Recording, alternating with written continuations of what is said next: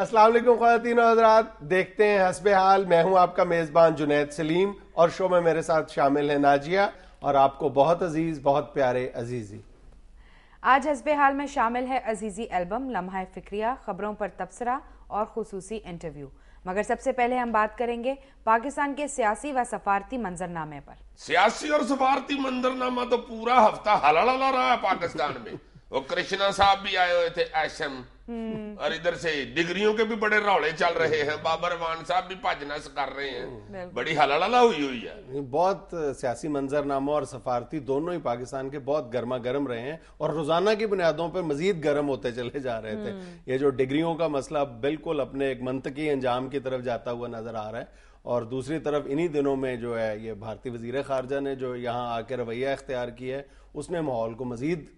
گرم سے گرم تر کر دیا. اب دیکھو کہ یہ دونوں معاملات کا آپس میں کیا تعلق بنتا ہے. کہنے والے یہ کہتے ہیں کہ پاکستان کی جو اندرونی سیاست اور بیرونی سفارتکاری کے جہاں ڈانڈے ملتے ہیں، وہاں پہ اب ہواؤں کی جو رخ ہے وہ تبدیل ہونا شروع ہو گیا ہے. یہ جو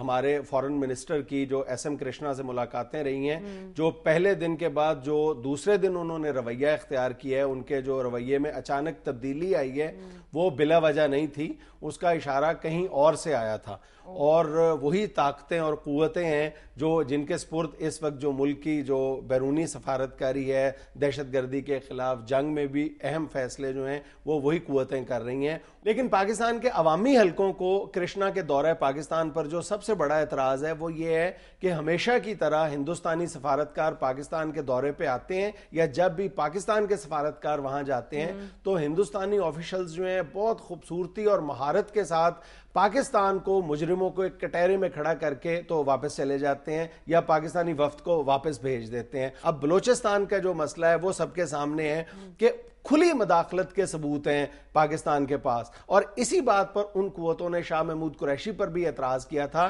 کہ جب آپ کے ساتھ بیٹھ کر جو کرشنا صاحب فرما رہے تھے کہ پاکستان نے ہمیں کوئی ثبوت فراہم نہیں کیا بلوچستان میں ہندوستانی مداخلت کا، تو اس وقت آپ خاموش کیوں رہے تھے. اور اسی بنیاد پر پھر شاہ محمود قریشی صاحب کو اگلے روز اپنے رویے میں تبدیلی لانا پڑی تھی. میرا خیال ہے شاہ جی کی کسی سیریس بات میں کرشنا نے کوئی جگت کر دی ہوگی.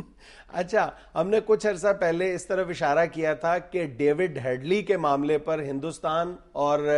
امریکہ مل کر اسے پاکستان کے خلاف ایک ٹول کے طور پر استعمال کریں گے، اور اس کی ایک بڑی انڈیکیشن ان مذاکرات کے دوران بھی سامنے آئی ہے کہ جب ہندوستانی وفد کی طرف سے مسلسل جو ڈیوڈ ہیڈلی کو سامنے رکھ کر مطالبات آتے رہے کہ جی اس سے جو تفتیش کی گئی ہے اس کے نتیجے میں یہ حقائق سامنے آئے ہیں کہ پاکستان جو ہے وہ بوم دھماکوں میں ملوث رہا ہے، اور پاکستان مسلسل وضاحتیں کرتا چلا جا رہا تھا، بجائے یہ کہ پاکستان کشمیر کے مسئلے کو لے کر ہندوستانی وفد کو دباؤ میں لے کے آتا، جہاں پر پچھلے کئی دنوں سے جو ظلم اور بربریت کا کھیل ہے وہاں پہ ہندوستانی افواج کا وہ جاری ہے. لیکن پاکستان نہ بلوچستان کے مسئلے پر اپنا موقف واضح کر سکا ہے اور نہ ہی کشمیر کے مسئلے پر کھل کر بات کر سکا ہے. یہی وجہ ہے کہ حالات پر گہری نظر رکھنے والے جو حلقے ہیں وہ بلوچستان میں جو قوم پرست رہنما حبیب جالب کے قتل کی ٹائمنگ ہے اس کو، اور یہ جو ہندوستانی وزیر خارجہ کا دورہ پاکستان ہے،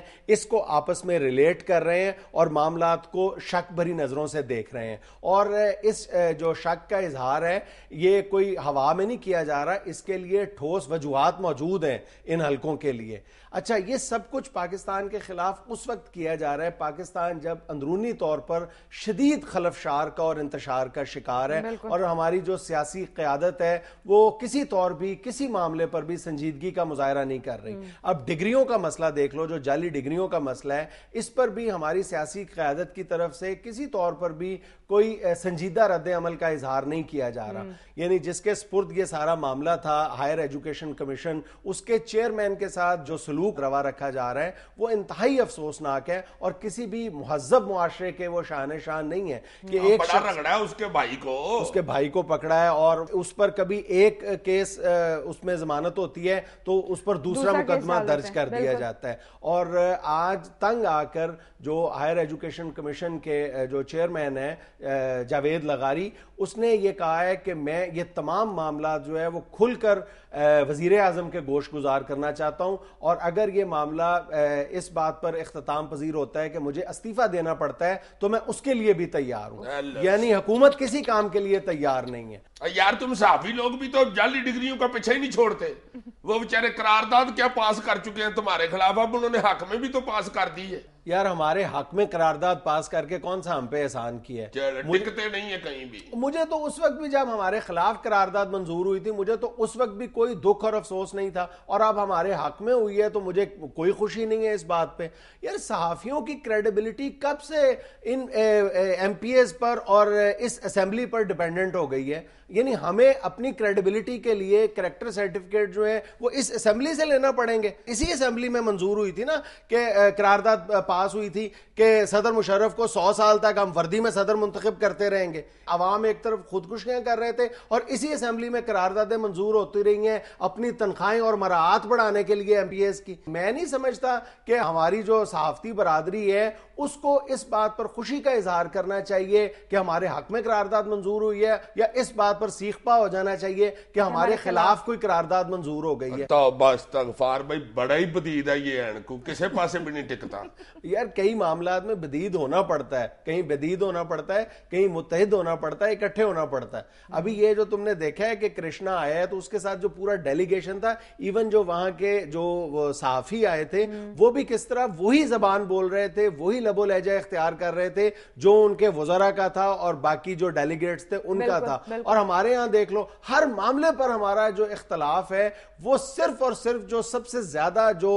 نقصان پہنچا رہا ہے وہ ہماری قومی سلامتی کو پہنچا رہا ہے۔ ہمارا جو اختلاف ہے، اختلاف رائے سے بڑھ کر وہ کھلا اختلاف اس کی شکل اختیار کر جاتا ہے۔ یہ تم دیکھو کہ وہاں پر اسلام آباد میں اس کی باڈی لینگویج کچھ اور تھی کرشنا کی، پھر جب وہ لاہور میں شہباز شریف صاحب سے ملنے آیا ہے تو وہ بالکل مختلف زبان استعمال کر رہا تھا، اس کے مقابلے پہ پھر اس کے سامنے شہباز شریف صاحب کا بھی لب و لہجہ بالکل مختلف تھا۔ اب یہ وہی شہباز شریف صاحب ہیں جو داتا صاحب پر جو بم ہوا ہے، دھماکے ہوئے ہیں، اس کے بعد انہوں نے ان کی پنجاب حکومت نے جو اشارہ کیا ہے وہ راہ کی طرف ہندوستانی حکومت کی طرف کیا تھا کہ ان دھماکوں میں ان کے ملوث ہونے کے امکان کو نظر انداز نہیں کیا جا سکتا۔ اب یہی شہباز شریف صاحب ہیں جو کرشنا کے ساتھ بغل گیر ہونے کے بعد یہ فرما رہے ہیں کہ ہم ہندوستان کے ساتھ تمام معاملات جو ہیں وہ اعلان لاہور کی روشنی میں طے کریں گے۔ یار وہ ممان آیا ہوا تھا، وہ کیا کرتے؟ رانے سناولا کو کہتے رانا پھڑ لائنو